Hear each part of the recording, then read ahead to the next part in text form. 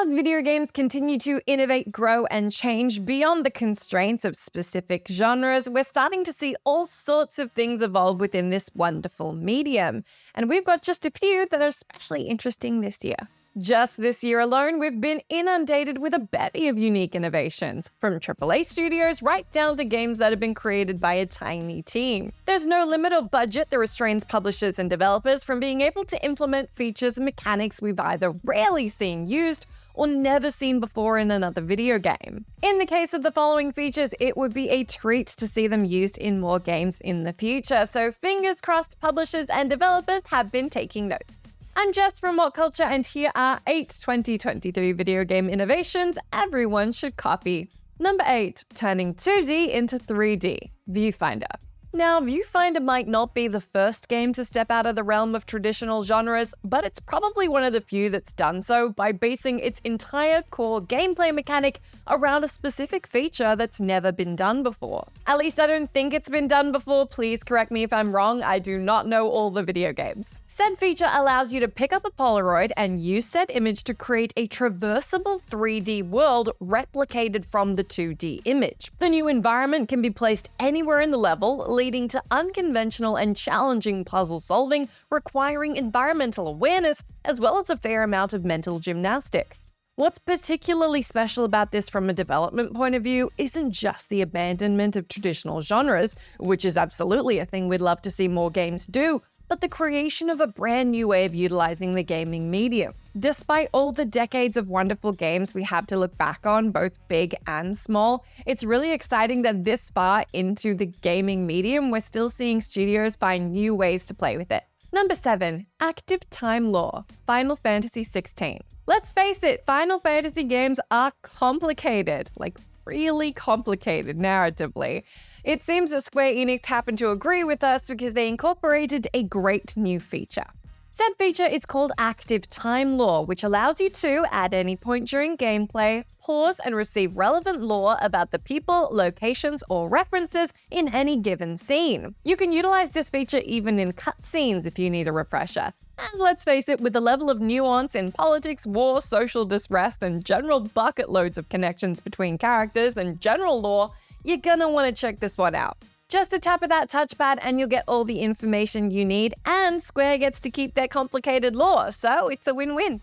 Number 6, how to perfectly remake a classic, Dead Space. To be fair, 2023's Dead Space isn't the first remake to absolutely nail it. We'd probably put Shadow of the Colossus among others on that list too, but it's definitely up there. What's especially impressive about this effort from Motive Studio is the monumental task of taking on a game that was already a genre-defining masterpiece and not only honoring the original, but also expanding on it in meaningful ways to make it even better. Besides the obvious visual overhaul, the remake also added new audio features, particularly in the realm of modern audio mixing capabilities, as well as addressing certain level complaints, giving Isaac a new voice, and enhancing some elements of the story and level design. In almost every scenario, these changes were for the better, which not only keeps the game alive for the current generation, it sets a compelling stage for what could be possible if a proper sequel were ever greenlit. In what could only be called an expert undertaking in the realm of remakes, this particular effort retains everything that made the original special, while elevating the very few things that held it back. Number 5, designing with every player in mind, Baldur's Gate 3. In 2023, plenty of gamers and outlets popped Baldur's Gate 3 at the very top of their Game of the Year lists. And one of the reasons why is Larian Studios' unique commitment to designing their games with every player in mind. Even the 1% who decides to go ahead and experiment by doing something completely random that you'd assume there's no way the developers could have expected. If you played Divinity Original Sin 2, like I keep trying to bully everyone into doing, you probably would have expected this. But in Baldur's Gate 3, they've still managed to go above and beyond that expectation. There are voice lines, interactables, cutscenes, and even game fail states for almost everything you can imagine doing in the game, which for a title based on the nigh on limitless freedom that Dungeons & Dragons allows for is an extraordinarily tall order. The game itself is massive in its environments, complex characters, endless decision-making possibilities, and approaches to combat. And yet, this is a game where, for example, if Astarion decides to bite the fire-fueled character Karlach, he will literally catch on fire. And that's just one example of the many things that can happen in this game you wouldn't expect to. There are so many moments like this that you could presumably play the game over and over and keep discovering new interactions and possibilities. This level of game design, where even the tiniest portion of gamers are considered and catered to, is admittedly something a lot of studios wouldn't have the resources to accommodate, but for those who do, we'd love to see more of it. Number 4, experimenting with art and the limits of time. Pentiment. It's becoming very unusual in the ever-expanding world of video games to come across an art style that feels genuinely unique. But Pentiment, with its visuals that feel like they were peeled right out of a medieval manuscript, happens to achieve that. Pentiment is set in 1518, but tells a story that spans decades. It cleverly balances between engaging you in a linear story while also letting you make choices that impact how your characters change over time and how they interact with those around them. Pentiment's main unique qualities are its aforementioned art style and the way the days press on no matter how you decide to spend your time. This isn't the only title that forces you to choose how you spend your limited time, but there are no right or wrong choices to make, which is especially uncommon in games that let you pave your own way. You're asked to choose things as seemingly innocuous as who to have dinner with each day, and as massive as condemning someone to death. It's rare that an adventure game refuses to punish you for any choice and simply encourages you to follow its characters down the garden path for decades to see how things unravel and learn right along with your protagonists what exactly is going on. As we mentioned earlier, Pentiment also features a version of active time lore where you can click on highlighted terms to learn more about them. Narratively, mechanically, and artistically, it feels like Pentiment is doing something we haven't seen many games do before, and in 2024 and going forward, we'd love to see this more from the industry. Number 3, instant fast travel, Spider-Man 2. There are some games where you wouldn't want to fast travel. Maybe you need to keep an eye out for crafting materials, or you're just a sucker for a wander, or a horse ride, or a souped-up car, depending on what you're playing. Then again, sometimes you just want to get where you're going, especially when you're pretty far into the game.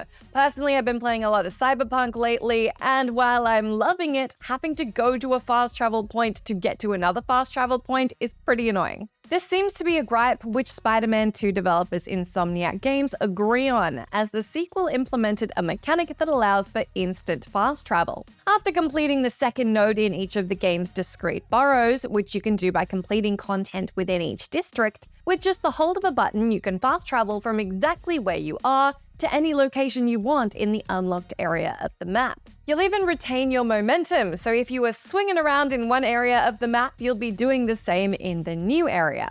Now, this is a game where you might just want to enjoy the genuine joy of traversal, but if you do want to hurry things along, it's nice to have the flexibility. Number 2, gamifying mental health in an engaging way, Void Pet Garden. For years, studios have been trying to find a way to make mobile apps more engaging. A handful have also decided to forego the insidious path of overwhelming microtransactions and misleading trailers and actually try to do some good by addressing mental health. In our current world riddled with plenty of things to generate anxiety, there's a huge market for an app that actually combines the joy of video games and the productivity of mental health care in one package. Enter Void Pet Garden, a sort of Pokemon-esque experience in which you gather emotions in the form of pets, and then you grow your trees and said Pokemon-type characters by doing things like setting goals, meditating, and other self-care activities. The gamification stands above traditional self-care apps because growing the things in your garden is something you actually want to do, so the mental health aspects come along more naturally. There are a handful of things you can do every day that help you grow your roster and your plants, and eventually you can battle with your pets as well. Now, there are plenty of mental health apps, just as there are plenty of creature collecting apps, but it's rare to see the two collide in a way that's genuinely both supportive in a useful and non-patronizing way, while being enjoyable enough to continue to persist with.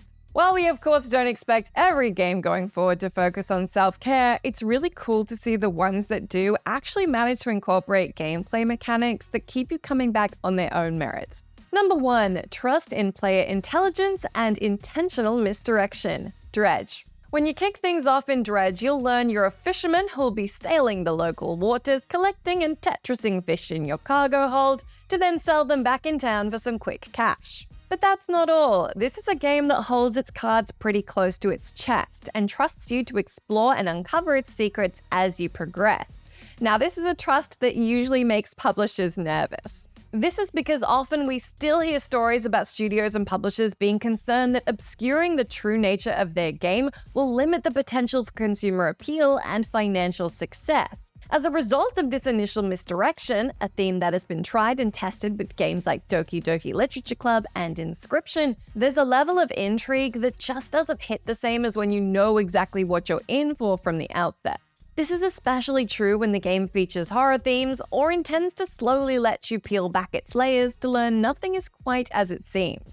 Beyond this, Dredge is one of those rare games that doesn't make it especially clear how to progress, nor does it make any haste with ensuring you understand everything that's going on. This level of trust in the player to explore at their own pace simply for the joy and intrigue of it without continually pressing you with objective reminders is refreshing in the gaming space. And while it makes sense why we don't see more of it, it's worth celebrating when we do, and hoping there'll be more of it to come.